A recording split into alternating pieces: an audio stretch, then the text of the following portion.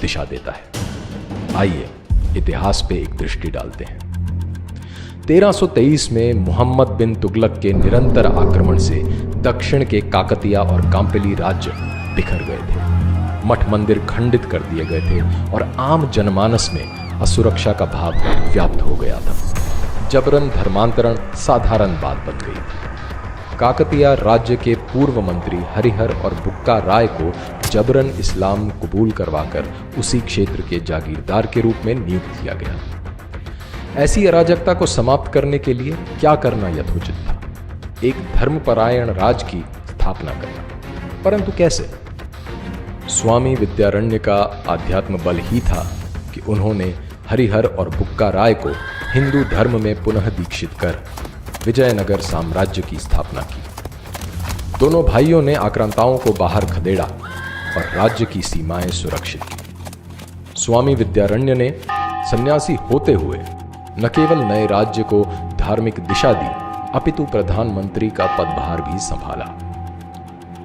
और इस प्रकार दक्षिण में विजयनगर इस्लामिक घुसपैठियों के विरुद्ध बांध बनकर उभरा, जो 200 वर्ष तक अपने कुशल प्रशासन, उदारवादी धार्मिक नीति, कूटनीति और अर्थव्यवस्था के कारण समृद्ध रहा। मध्यकाल में इस्लामी विस्तार भारत पर कहर बनकर टूटा। 16वीं शताब्दी में अकबर के शासनकाल में मुसलमान सूफी हिंदू सन्यासियों पर अनायास ही हिंसा पे उतारू थे। इसके परिणाम स्वरूप स्वामी मधुसूदन सरस्वती ने सन्यासियों को आत्मरक्षा में शस्त्र उठाने हेतु काशी में प्रतिज्ञाबद्ध किया।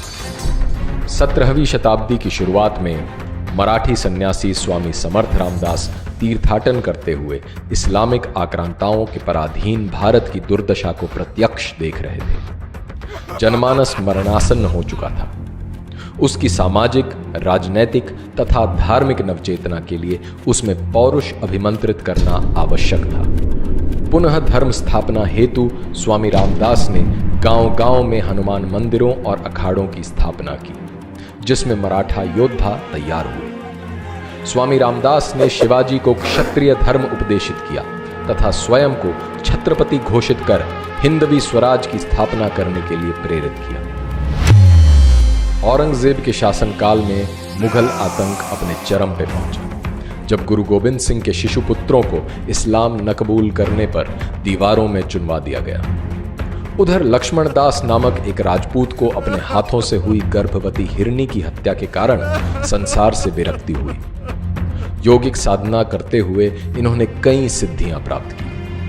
गुरु गोविंद सिंह जी के आग्रह पर इन्होंने पुनः क्षत्रिय धर्म का वहन किया और सरहिंद को फतह कर साहबजादों की नृशंस हत्या का प्रतिशोध लिया। संसार इन्हें बंदा बहादुर के नाम से जानने लगा। जब इन्हें मुगलों ने छलवश गिरफ्तार किया, तब घृणित कायर फर्रुखसियार ने इनके पुत्र को इनकी आंखों के सामने कटवाया और उसके शरीर से उसका हृदय निकालकर इनके मुंह में भर दिया। और ये परम वेदना सहते हुए बंदा बहादुर वीर गति को प्राप्त हुए। 19वीं शताब्दी तक एक तरफ ईसाई मिशनरी का धर्मांतरण के लिए बढ़ता प्रपंच, वहीं दूसरी ओर अंधविश्वास और निरक्षरता के कारण शिथिल पड़ा हिंदू समाज। अज्ञान और गरीबी का द्योतक बन चुकी हिंदू सभ्यता को रामकृष्ण के शिष्य विवेकानंद ने वेदांत गर्जना कर ज्ञान, भक्ति और कर्म की परिधि में पुनः परिष्कृत किया, जिसकी गूंज 11 सितंबर 1893 को अमेरिका के विश्व धर्म संसद में सुनाई दी। जहां अन्य प्रतिनिधि अपने धर्म की शक्ति और विशेषता सिद्ध करने में लगे थे, वहां विवेकानंद ने न केवल सहिष्णुता अपितु सार्वभौमिक स्वीकृति की बात कर संपूर्ण विश्व को भारतीय सभ्यता के प्रति मुग्ध कर दिया। रामकृष्ण मिशन की स्थापना कर इन्होंने ऐसे महात्माओं की पीढ़ी तैयार की, जिन्होंने वेदांत दर्शन ही नहीं अपितु दरिद्र नारायण की सेवा करने के लिए संन्यास धारण किया। मृत्यु का भय दिखाकर अथवा प्रलोभन देकर धर्म परिवर्तन करने का व्यवसाय भारत में अब पुराना हो चला है। धर्म परिवर्तन के इस कुचक्र को भेदने का कार्य आर्य समाज के शुद्धि आंदोलन से शुरू हुआ, जिसमें प्रलोभनवश ईसाई बने या विवशता में इस्लाम कबूल किए लोगों को पुनः हिंदू धर्म में दीक्षित किया जा रहा था। 3 दिसंबर 1926 को आर्य समाज के स्वामी श्रद्धानंद की दिल्ली स्थित उन्हीं के आवास में जबरन घुसकर अब्दुल रशीद नामक व्यक्ति ने गोली मारकर हत्या कर दी। राष्ट्रीय आंदोलन में प्रमुख भूमिका रखने के बाद भी स्वामी श्रद्धानंद को इसलिए मार दिया गया क्योंकि वे उन मलकान राजपूतों को पुनः हिंदू धर्म में प्रविष्ट करना चाहते थे जो मुगल काल में जबरन मुसलमान हो गए थे। स्वतंत्रता के बाद सेक्युलरवाद की आड़ में धर्मांतरण का ये व्यवसाय चलता रहा और विधर्मियों द्वारा सन्यासियों की निर्मम हत्या नहीं रुकी। यूं तो कंधमाल की जनजातियों का ईसाई धर्मांधों से संघर्ष का इतिहास रहा ही है, परंतु 1968 में स्वामी लक्ष्मणानंद के आने के बाद जनजातियों में ये चेतना पुनः जगी। 23 अगस्त 2008 को जन्माष्टमी के दिन 20 सशक्त नकाबपोशों ने स्वामी लक्ष्मणानंद की कलाई और स्नायुजाल को काटकर उनके शरीर को गोलियों से छलनी कर दिया। 2013 में माओवादी नेता पुलरी रामा राव तथा अन्य धर्मांतरित ईसाइयों को दोषी पाया गया। इसी प्रकार सन्यासी कई बार गहरे षड्यंत्र का शिकार हो जाते हैं या फिर सरकारी उदासीनता के कारण गुमनामी में देह त्याग करते हैं।